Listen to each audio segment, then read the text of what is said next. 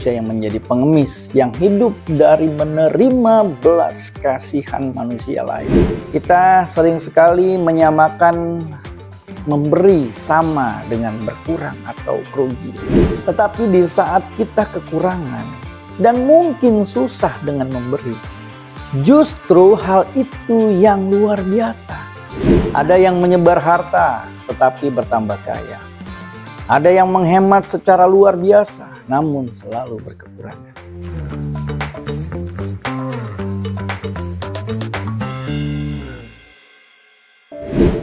Puji syukur padamu Tuhan Yesus. Pada pagi hari ini kami boleh bangun, kami boleh mengucap syukur atas nafas kehidupan dan kesehatan yang Tuhan berikan hingga saat ini. Sebentar lagi kami ingin membaca, mendengar, dan merenungi akan firman-Mu. Pimpin kami, sertai kami dengan Roh Kudus-Mu. Di dalam nama Tuhan Yesus kami berdoa. Amin. Kisah Para Rasul 20 ayat 35. Dalam segala sesuatu telah kuberikan contoh kepada kamu, bahwa dengan bekerja, demikian kita harus membantu orang-orang yang lemah, dan harus mengingat perkataan Tuhan Yesus. Sebab ia sendiri telah mengatakan, adalah lebih berbahagia memberi daripada menerima. Tema dalam doa pagi ini tentang memberi dan menerima. Sekali lagi, Shalom. Selamat pagi Bapak Ibu, Saudara-saudari yang dikasihi oleh Tuhan. Baik yang ada di tempat ini dan yang ada di channel YouTube GKP Immanuel Kerawang dalam renungan doa pagi. Harapan saya dan kita semua pastinya ada dalam keadaan baik, sehat, penuh sukacita, dan selalu berlimpah berkat. Berkat Tuhan dalam segala keadaan apapun. Percayalah bahwa Tuhan turut bekerja membawa kebaikan bagi kita untuk mendengarkan firman Tuhan. Bapak, Ibu, dan saudara-saudari yang dikasihi oleh Tuhan, pastinya kita sudah sering mendengar di berbagai buku-buku atau bacaan-bacaan atau referensi yang juga bisa kita searching, baik itu di sosmed maupun di media lainnya, tentang kata memberi dan menerima. Ada berbagai ragam yang kita sering temukan terkait ada kata memberi lebih baik daripada menerima, atau memberi itu hebat.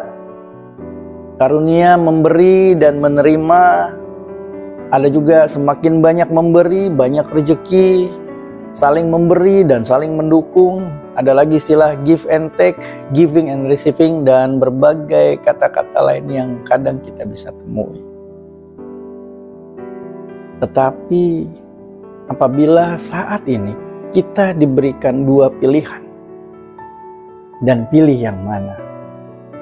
Dipilih menjadi manusia yang selalu menerima atau manusia yang selalu memberi? Mari kita menjawab pertanyaan ini dengan jujur dalam hati kita. Ada cerita atau ilustrasi yang bercerita bahwa ada dua calon anak manusia yang siap dilahirkan ke dunia. Di saat itu, malaikat pun bertanya kepada keduanya calon anak manusia ini.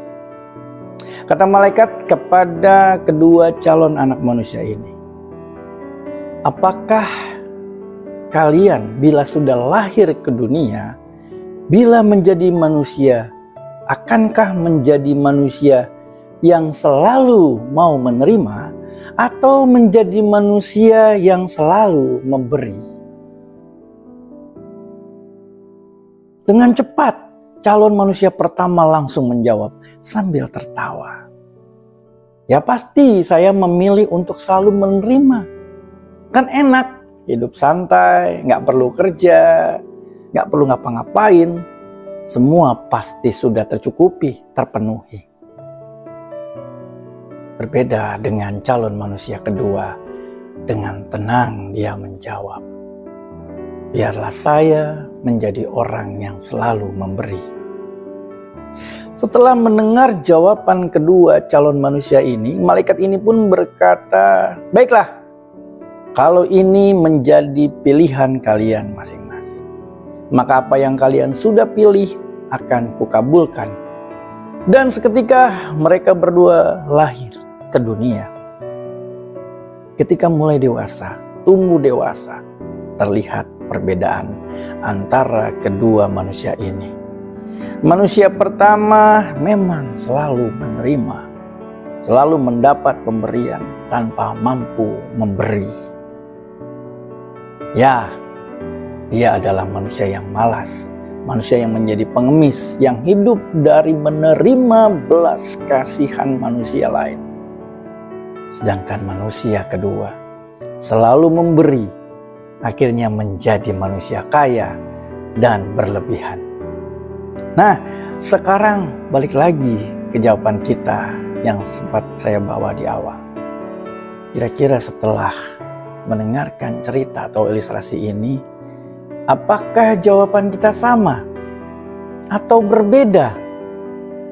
Atau jadinya berubah? Kita sering sekali menyamakan memberi dengan kehilangan. Kita sering sekali menyamakan memberi sama dengan berkurang atau kerugian. Bapak Ibu, padahal kita tidak seperti itu kenyataannya. Ketika kita bisa memberi, kita akan menyadari bahwa kita adalah manusia yang paling beruntung. Kenapa bisa begitu? Hal pertama, untuk bisa memberi apapun bentuknya, baik itu materi, tenaga, pikiran, cinta kasih, itu tandanya kita menjadi manusia yang berlebih, lebih kaya, lebih kuat, lebih cerdas, atau juga istilahnya lebih belas asih. Jadi ketika saya atau Anda bisa memberi, kita sebenarnya sesungguhnya adalah manusia yang beruntung. Karena hidup kita masih lebih baik daripada banyak manusia di luar sana. Beruntung karena kita masih memiliki kasih dan hati yang mau memberi. Hal yang kedua, di saat kita memberi, kita juga akan mendapatkan. Bapak, Ibu, dan saudara-saudari yang dikasihi oleh Tuhan, mari kita buktikan. Coba kita berikan senyuman terbaik kita, apakah akan dipukul atau dimarahi? Nggak mungkin kan? Malah sebaliknya kita akan mendapatkan perhatian. Kita akan mendapatkan simpati. Jadi dalam memberi, tentunya memberi dengan ketulusan hati. Kita juga akan mendapatkan balasan setimpal.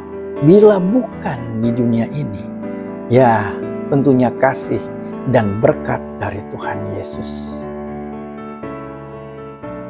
Bapak, Ibu, dan saudara-saudari yang dikasihi oleh Tuhan, terkadang atau mungkin sering diri kita ini masih merasa kurang.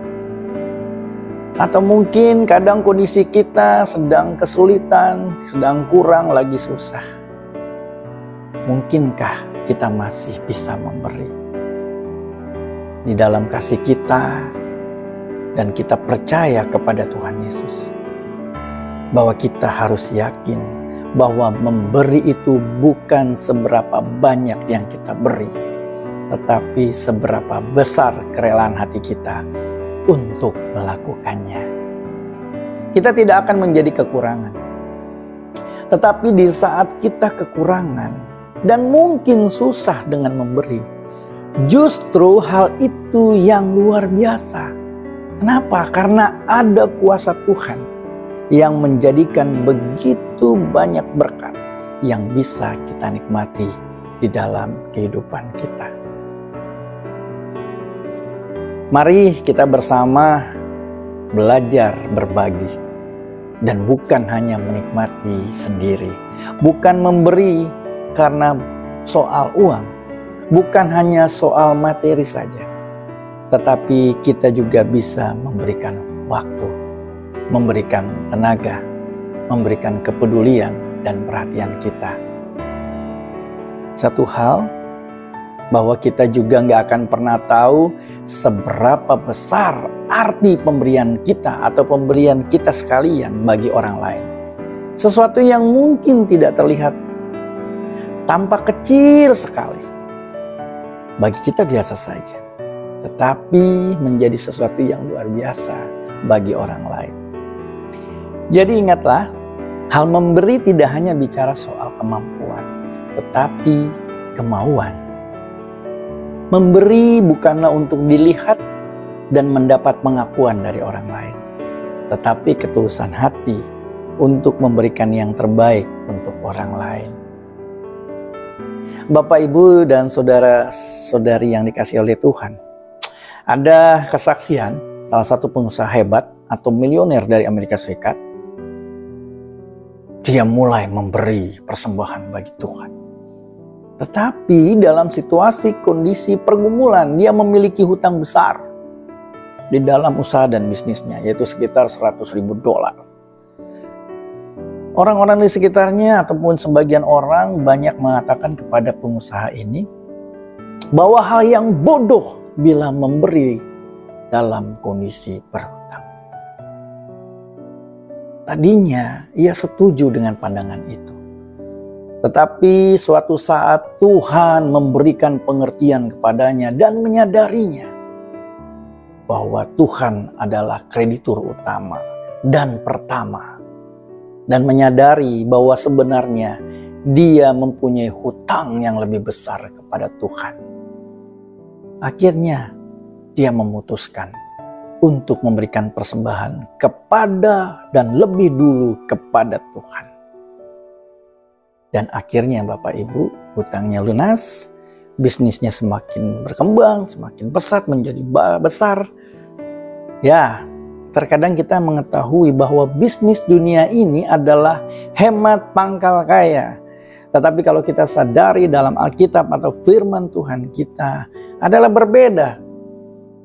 Bahwa dalam Alkitab menjadi bukti bahwa kita beriman dan sungguh mengandalkan Tuhan. Izinkan saya membuka Alkitab kita dari Amsal 11 ayat 24 sampai dengan 25. Ada yang menyebar harta tetapi bertambah kaya. Ada yang menghemat secara luar biasa namun selalu berkekurangan. Siapa banyak memberi berkat, diberi kelimpahan. Siapa memberi minum, ia sendiri akan diberi minum. Artinya, dalam prinsip memberi, Tuhan mau kita menjadi saluran berkat. Dan bukan saluran berkat yang mampet atau berhenti.